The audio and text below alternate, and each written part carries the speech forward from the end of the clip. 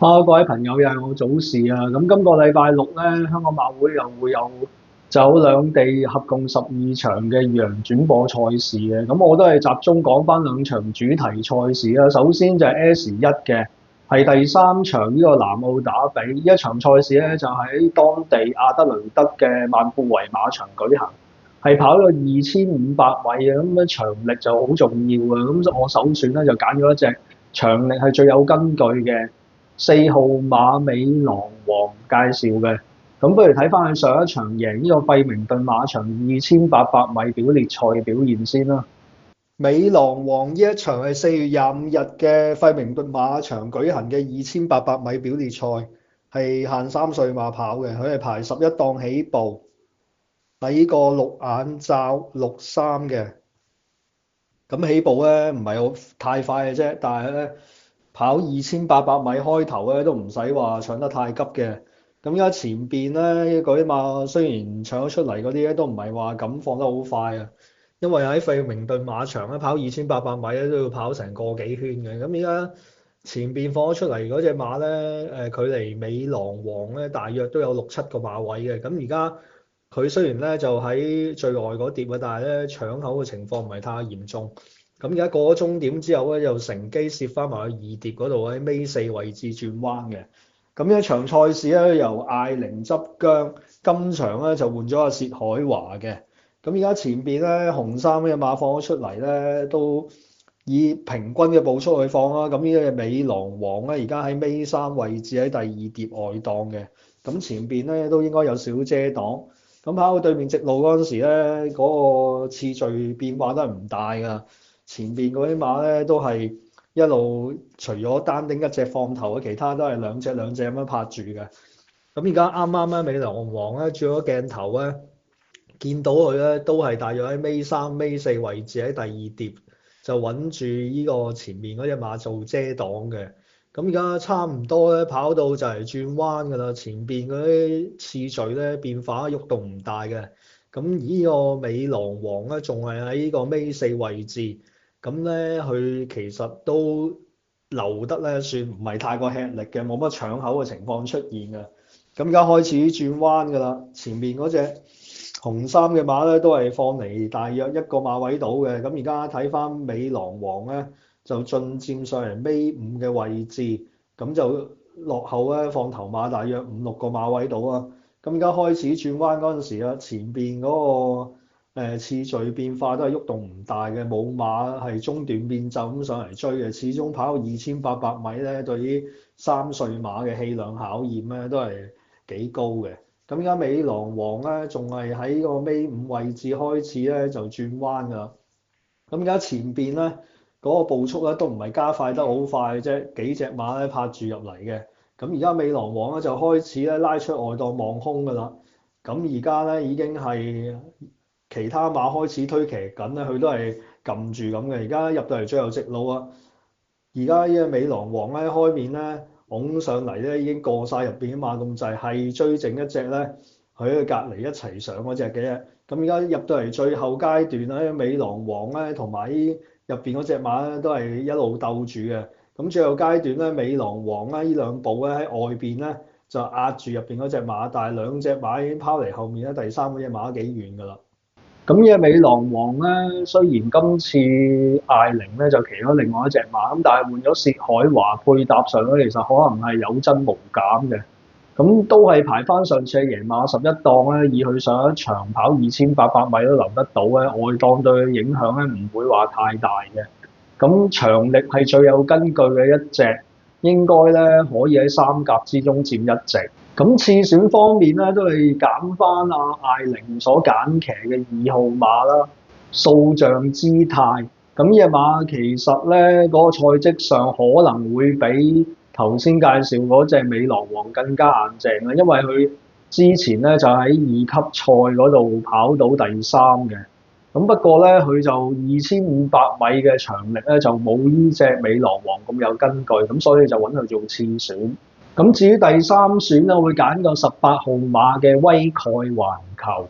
咁呢隻馬咧有啲特別嘅地方就係阿苗康文咧，本來呢隻馬未補出之前咧係騎另外一隻7號馬嘅杜拜矚目嘅，但係見到佢一補出咧就騎翻呢只威蓋全球而放棄嗰只杜拜矚目啊，可見呢只馬喺佢心目中嘅份量都幾夠嘅。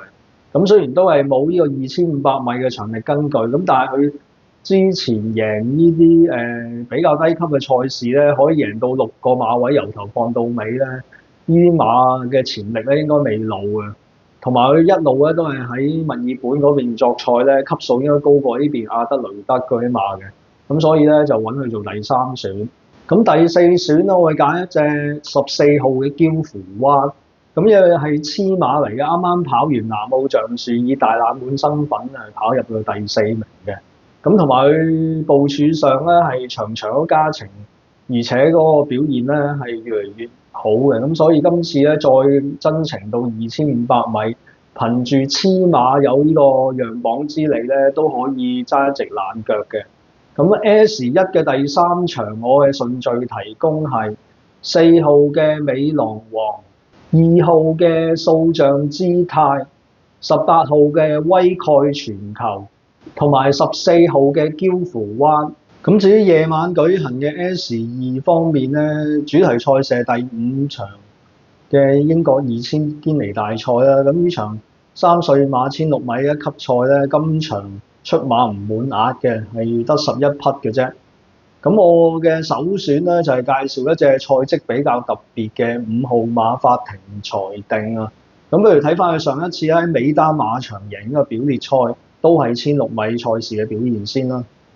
法庭裁定呢一場係3月1日喺美丹馬場舉行嘅表列賽，係呢個朱特拉2000堅尼。咁起步咧，佢係尾3嗰隻全藍衫藍帽嘅。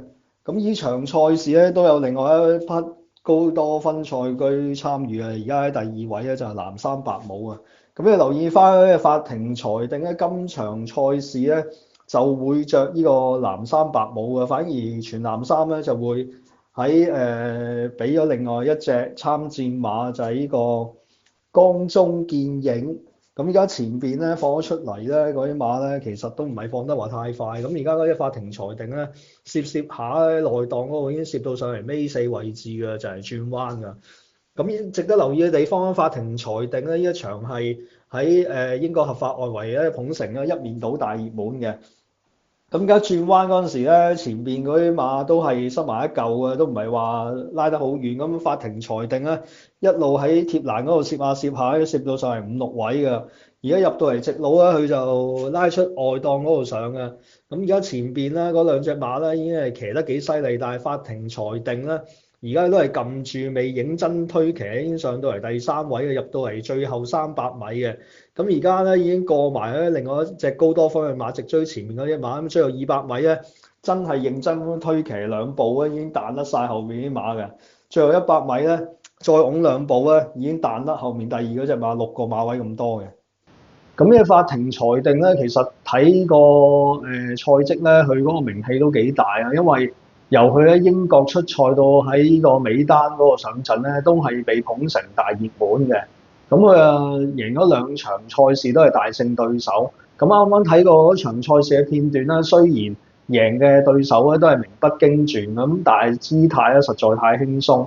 咁同埋咧，布爾學咧其實都一路騎開咧，另外一隻高多芬艾柏賓訓練嘅1級賽民主江中見影啊嘛，咁但係佢咧就揀咗依隻馬上陣啊，咁所以咧現時嘅英國合法外圍賠率咧，依隻馬都係熱過依隻江中見影嘅，咁我就揾佢做首選。咁次選方面咧，我會揀翻3號嘅遍地金。咁依隻馬咧上一場就係贏咗個卡拉芬錦標，都係傳統嘅英國2000堅尼嘅預賽嚟嘅。咁但係其實呢個賽事贏嗰啲馬咧，後來再跑呢個英國2000堅尼嘅整體成績咧，近年其實唔係太過標青啊。咁所以咧上一場雖然係輕勝對手，而且咧現時係英國合法外圍嘅大熱咧，我都係揾佢做副選。咁第3選咧，我又揀翻頭先都提過嘅8號江中見影啦。咁呢隻馬都係話晒上季2歲1級賽杜荷斯特錦標嘅民主嚟㗎嘛。咁雖然就未跑過呢個1600米咁，但係揾到巴米高過嚟客串騎佢咧，亦都唔會話做副車咁簡單嘅，可以同嗰隻法庭裁定咧係雙龍出海嘅。咁第四選我揀翻4號嘅綠化力，咁呢隻香港馬主擁有嘅馬咧，雖然計賽績咧贏嘅賽事級數咧比其他馬咧未必係好高嘅，咁但係至少佢咧就跑2次1600米咧都係贏馬翻嚟嘅，咁路有專長之下咧，亦都可以加入戰團。S2第5場賽事我順序提供係5號嘅法庭裁決、3號嘅遍地金、8號嘅江中見影同埋4號嘅綠化力。咁下次出片嘅時間咧，應該相距唔係好耐嘅，因為星期日咧沙田有11場賽事上演㗎。到時我哋再見啦，拜拜。